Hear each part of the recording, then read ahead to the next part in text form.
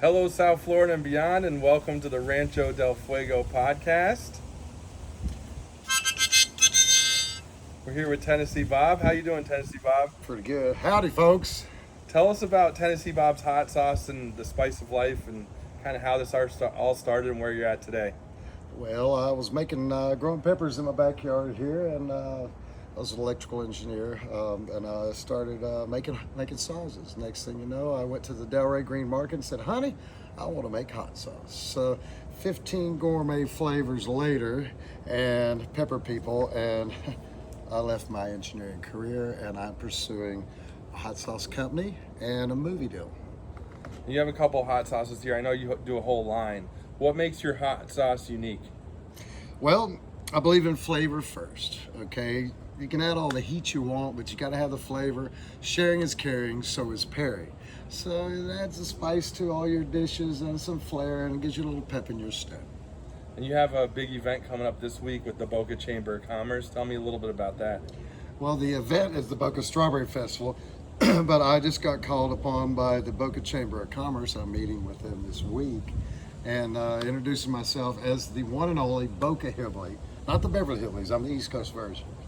That's awesome. Tell us a little bit about this Boca Strawberry Festival. I know it was here last year.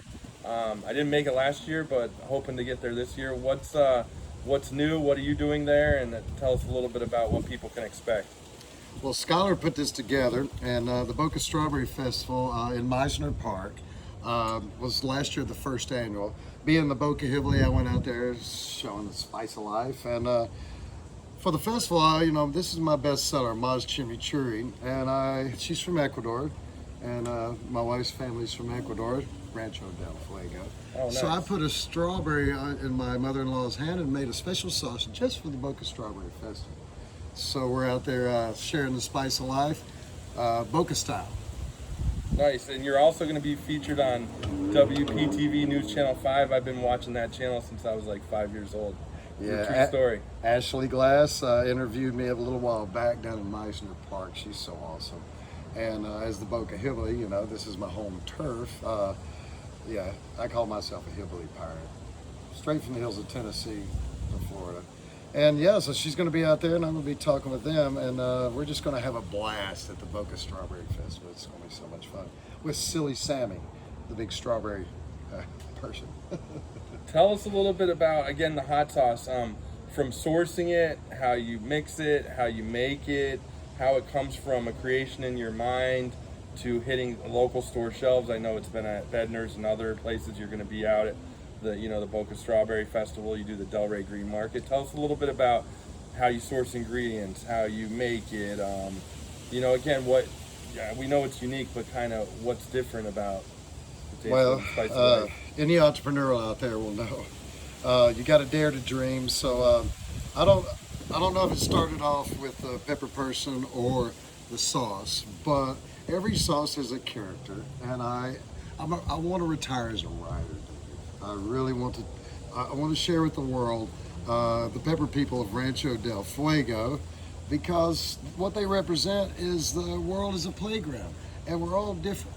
No more hate. Let's all get together. The world's shrinking. Let's play well in the sandbox. So I started writing stories. Every character has a storyline, how they came to the ranch, even my family members, and I want to get published. And but when it comes to the sauce, flavor first, no preservatives. Every sauce has a certain flavor profile based on the character. So I think I got a flavor for every palate. Definitely. What I like about you, two things. You're able, when you talk to people at the green markets or the festivals, you're able to tell them exactly what they can use the hot sauce for. I know, like, different hot sauces are better for different dishes. Some are good for nachos, Right. chili. So you really have that info to not only, have someone take your hot sauce, take it home, but you can actually give them a little direction of where to go with it, right? That's important. I'm not just a hot sauce company. No. We got character. And Yeah. so, it's like I said, sharing is caring, so is pairing, but it adds a spice, but every flavor is applicable to the culture and applicable to certain dishes. And of course, know me, I like hot sauce so much, I put hot sauce on my hot sauce. Douse it. That's right. And you not only do hot sauce, I mean, you have apparel. You also do, what is it, that Hellfire? Like, if anyone wants like the spiciest thing around, you can provide it. Talk a little bit about the things other than hot sauce that you, the products that you offer. Well, okay, for example, at the market, people walk up to me all the time and say, give me the hottest you got. I said, oh, you got burnt ends. So you're not really here for flavor, but I said, let's go through the sampling, let's choose the flavor, and then we can always put some fire dust on it. Or I call it pixie dust for pirates, whatever. And I was calling it Hellfire. That's right. Well, it is. It sticks with you. That's right. And you can add some of that Carolina Reaper with my dry rub all-purpose seasoning called the Spice of Life, and you can make any of these as hot as you want. Flavor first. Yeah, and breakfast, lunch, and dinner. I know you're doing a lunch this week. You're doing the festival. You're doing the green market. I'm sure I know you do scrambled eggs. You throw some hot sauce in there. You also do the little breakfast wrap sometimes. Quesadillas. Yeah, sampling. Nachos. Chili. But I have to plug my Hillbilly hot sauce. Taste of the Great Smoky Mountains. Cheesy eggs, chicken wings. I got a wing sauce, a barbecue. The Hillbilly Quattro is what I'm trying to launch nationally. My signature on that product. So the Smoky Mountains of Tennessee, all the way down to Southeast Florida. Southeast, y'all. Southern hospitality. That's what it's all about. Treat people like you want to be treated. Play well in the sandbox. And for aspiring entrepreneurs, you've actually dedicated pretty much, besides your family, your life to the hot sauce. I mean, what does it mean to you? What kind of effort are you putting in? I mean, you definitely have the passion. I mean, to take this it's at a great level now, to even take it to another level. Right. Well, I started off with all of us, artisan vendors that do what we love at the markets, and we set up tents, we work our butts off.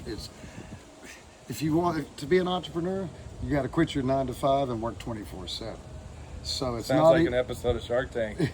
It really is, right? Oh yeah, and I got some good advice from them from an episode. We won't get into that now, later episodes. But you do what you love. It's not as much work, but it's Tabascos and the Cholulas and all of these brands you see out there on the major shelves. They started where we started. And now once you get up there to the Costco's, the Publix, and everything like that, you better get ready to play with corporate America. And I'll get to it. Or as we sometimes say, corporate America, without the A. Corporate America.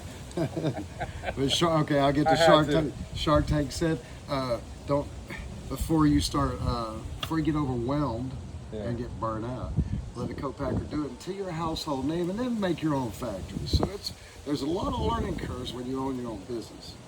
But if you love what you do and you don't give up, you don't get burnt out. The best point you made there, you started out as a farmer, you became a vendor, you started at the grassroots level. You're still kind of at the grassroots level, but you're moving up that hill.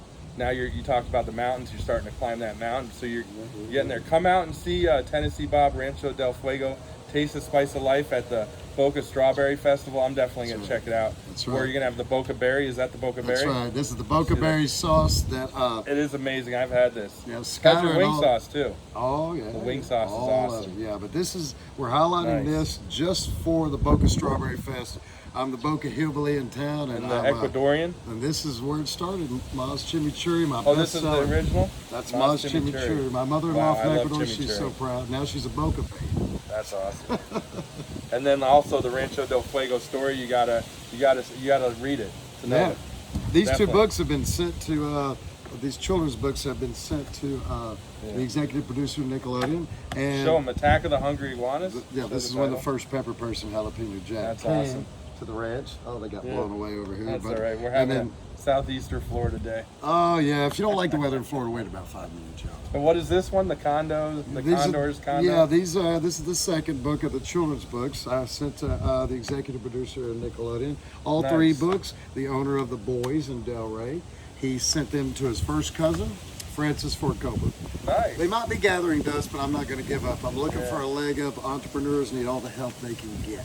One of the boys. It's good to know the boys. There's lots of boys. They started out just like us. It's the good old boy network down here. That's right. We're good old boys. But really, come on out. Check them. You're going to be around the chamber. You're going to be at the Boca Strawberry Festival. You're going to be at the Delray Green Market. Palm Beach Gardens Green All over the Market place. is Parkland this week. Parkland Green Market. Don't stop, get it. That's You're awesome. losing me. That was awesome. Hey. Let's do it again on the Rancho del Fuego. Yeah, thanks for the podcast. interview, Dave DePino. Thank you. We'll see you next time.